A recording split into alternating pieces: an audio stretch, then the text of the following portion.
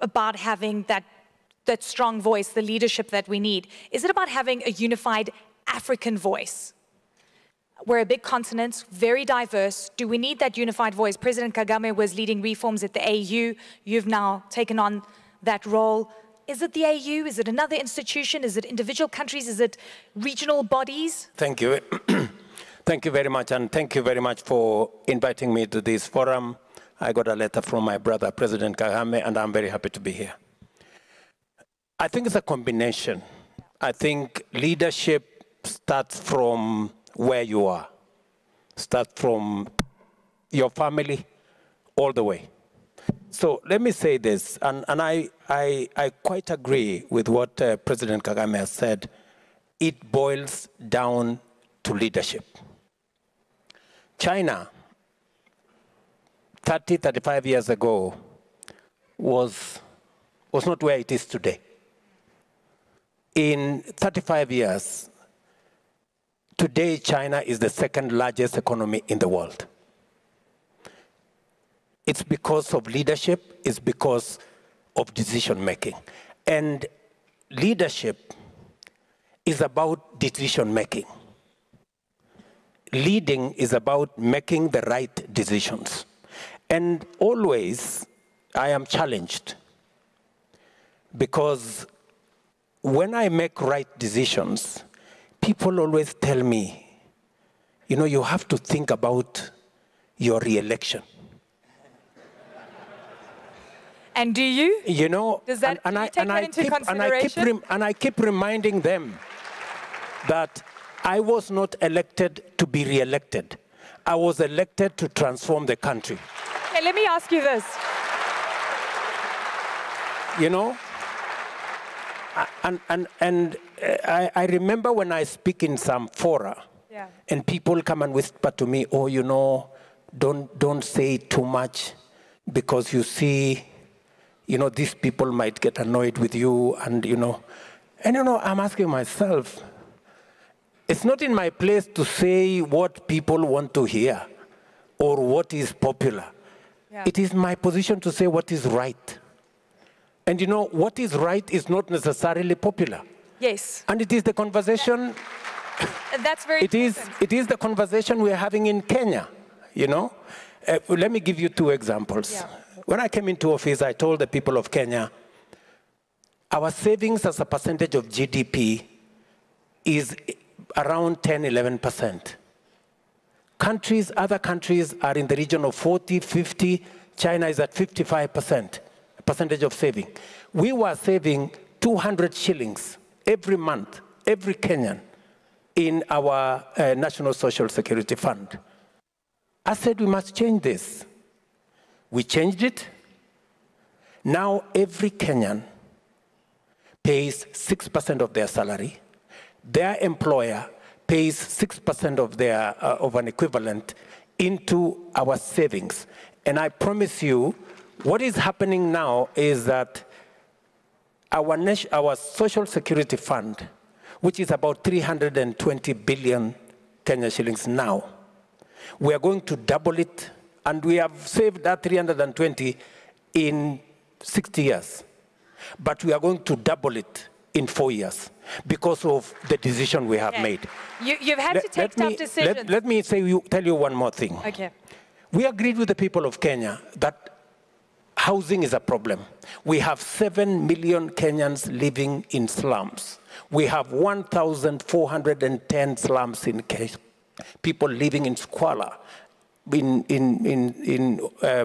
without water, without electricity, without anything.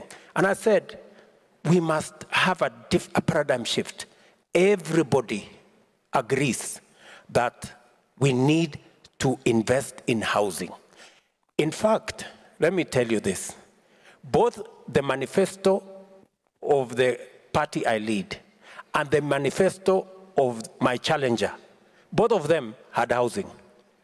But when it came to implementation, the uproar was unbelievable. But I said, people, we had this in our manifestos. We're going to implement. Let me tell you the good news. We have now 120,000 housing units under construction in Kenya. It is my intention to get 1 million Kenyans homeowners in the next 5 years. That is a function of decision making. That's a function of leadership. And finally, my brother Paul Kagame has done a wonderful job on the reform of the AU. He handed over his notes to me. I intend not to let down my brother. This AU, we are going to reform it. And we are going to make AU a fit-for-purpose organization so that we can sort out the things Ali Dangote is talking about, so that we can have clarity in where we want to go.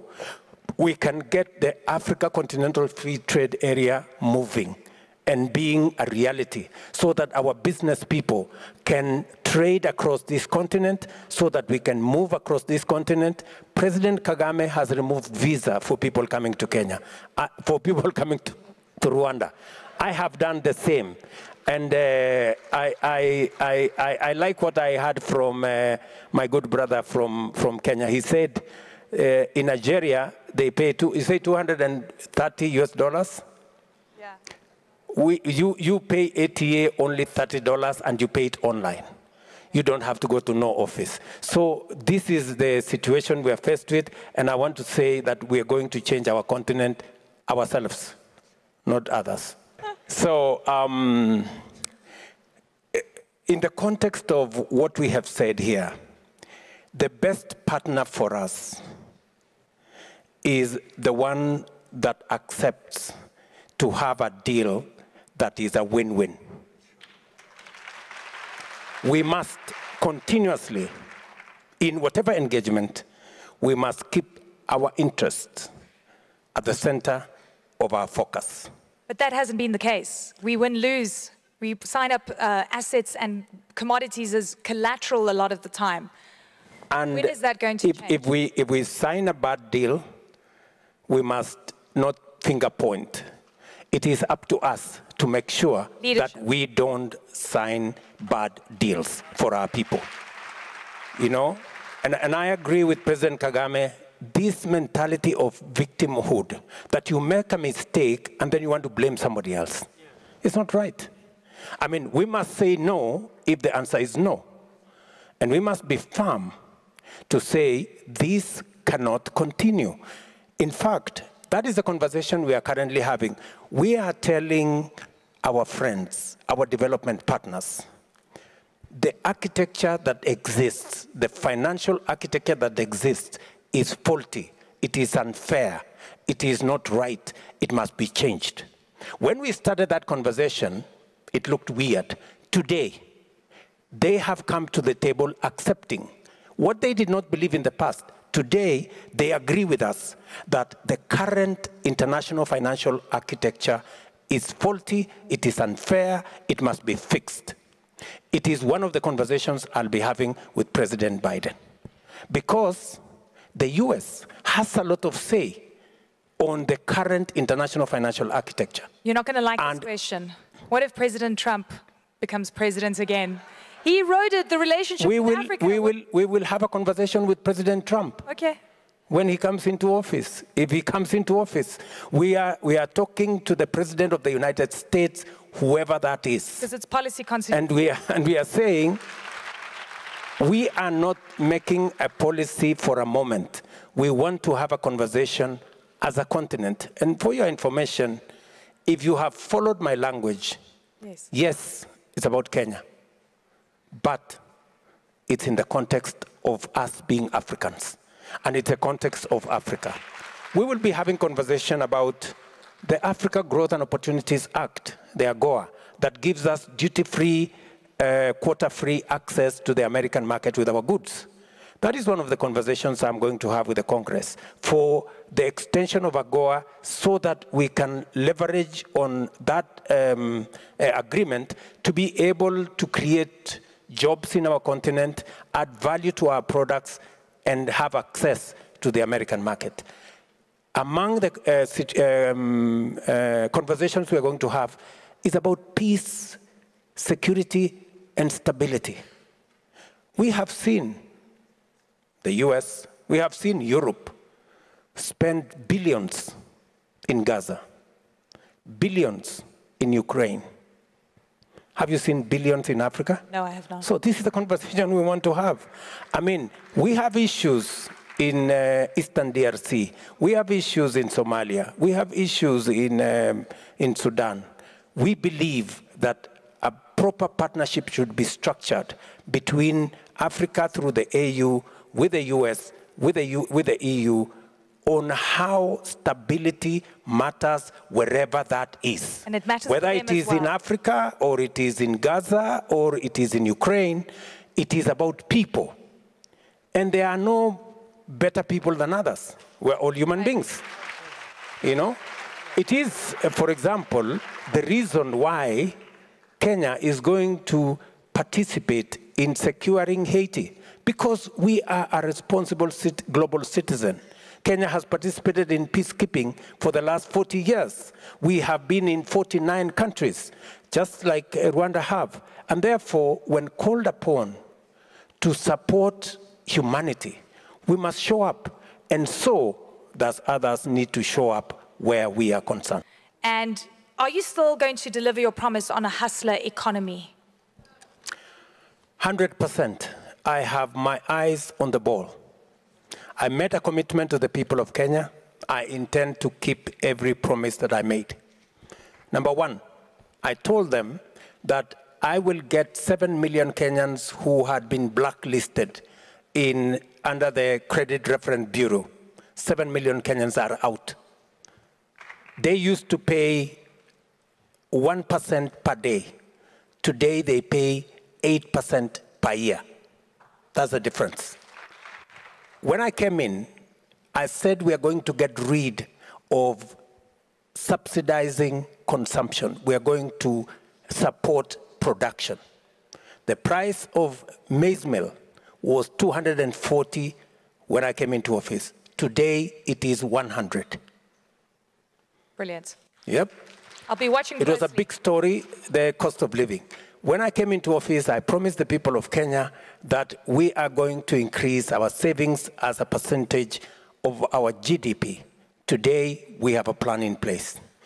I said we are going to have 1 million homeowners.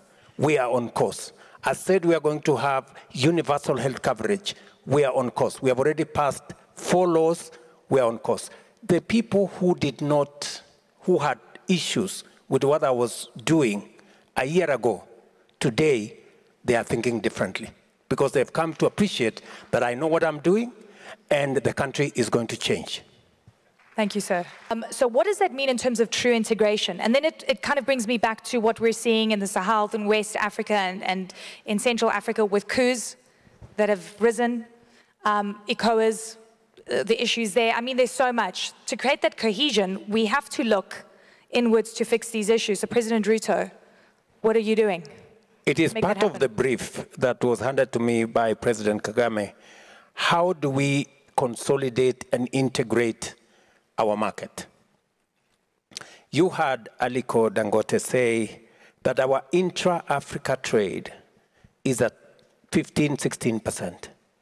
We are struggling to get market elsewhere when we are not trading enough with ourselves.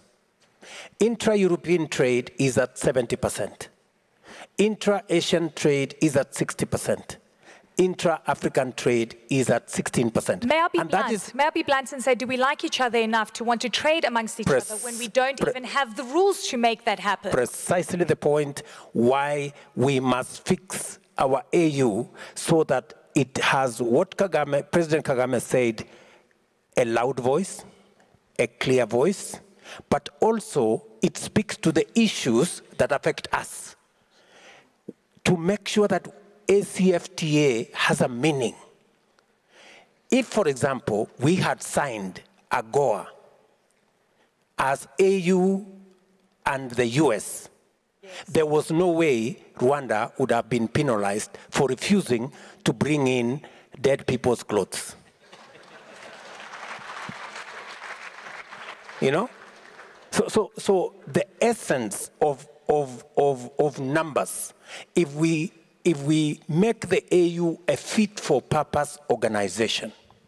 And that is our intention. The notes President Kagame handed over to me says we must do 3 things, and which I intend to persuade my colleagues for us to achieve. Number 1, to use AU for our economic diplomacy, to make sure that it speaks to having a unified market in our continent, making sure that the ACFTA works, we have the same regulations, the borders that exist stop being barriers, but instead being bridges into the next continent, into the next country. And I say this because in EAC, intra-trade between Rwanda, Kenya, Uganda, Tanzania, the EAC countries, is at 28%. It is the highest in the continent. It is the single highest regional economic bloc that has trade at that level. We intend to investing in the wrong place. You cannot put a factory in Africa, it is risky. They are charged high interest rates. That is our responsibility. The AU must be able to fight for a fairer international financial architecture that de-risks investments in Africa and allows investors like Aliko and others who have the courage to invest in our continent to get resources at rates that make business sense for them to invest.